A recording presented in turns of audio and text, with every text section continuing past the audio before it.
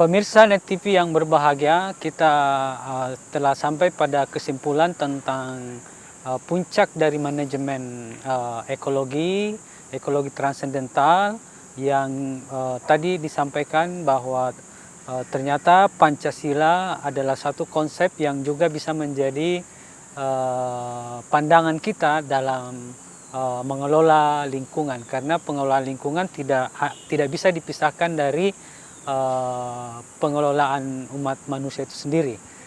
Baik, kita akan mendengarkan kesimpulan dari Pak Dr. Husnul Yakin tentang pengelolaan lingkungan ini. Silakan. Ya, yang bisa kita simpulkan pada hari ini bahwa konsep utama atau bagian yang paling penting dari transcendental ekologi atau ekologi transcendental itu, transenden itu adalah kepemimpinan. Kepemimpinan ini tidak hanya logis secara pikiran, tidak hanya logis secara sosiologis, tetapi juga logis dari sisi agama. Bahkan bukan hanya agama Islam, tapi agama Ibrahim. Juga kalau kita meneliti mungkin agama-agama yang lain, kita akan menemukan hal yang sama, bahwa kepemimpinan bagian yang sangat penting yang tidak bisa dipisahkan oleh keberadaan alam semesta, bukan hanya umat manusia. Karena kalau tidak ada kepemimpinan, maka pergerakan dari alam semesta ini juga akan amburadul.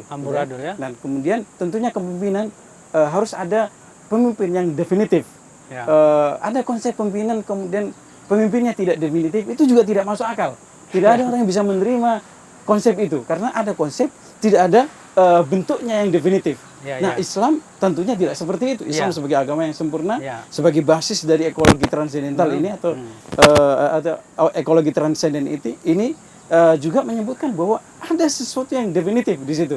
Ada pemimpin yang definitif.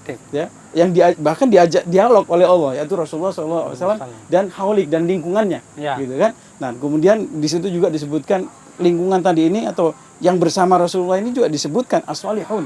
As-salihun nanti kalau kita dekati dengan konsep gradasi dari Mula Sadra, itu juga bertingkat-tingkat dari yang paling dekat dengan Rasulullah sampai yang paling jauh dengan Rasulullah. Tentunya mereka yang sudah di-blessing oleh Rasulullah itu akan semakin dekat ke Rasulullah Shallallahu Alaihi Wasallam, dan itulah menjadi konsep dasar atau yang paling utama dalam ekologi transenden, dan itu ternyata kita temukan di Pancasila juga. Di Pancasila. Sehingga matching antara ekologi transenden dan Pancasila ini.